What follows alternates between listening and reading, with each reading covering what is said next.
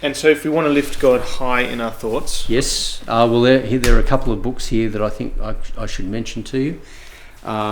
This one is by Matthew Barrett. Barrett is an up-and-coming theologian who's written quite prominently on a number of major areas. It's called None Greater, The Undomesticated Attributes of God.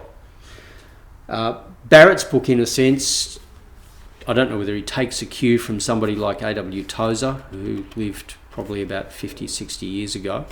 But Tozer wrote a book, Knowledge of the Holy, which was an examination of the attributes of God. And Tozer was warning about this very thing, 60, 70 years ago. Right. Okay, that was a prominent element in his preaching. And he was saying that the church back in the middle of the 20th century was a church that was full of the world and, vacuous in a sense of God. Mm-hmm. So Barrett is operating, I think, on similar assumptions, saying that one of the reasons why the church is suffering a spiritual famine is that it's not feeding on the knowledge of God. Mm.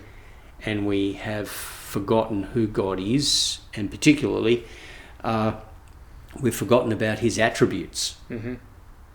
Now, how often do we hear preachers talking about the attributes of God? Next to never. Probably, yeah. So he explores both the incommunicable attributes of God, those attributes which pertain to God alone, mm-hmm. as well as those that are communicable to us. And we're thinking now of particularly moral categories like good, love, goodness, justice, etc.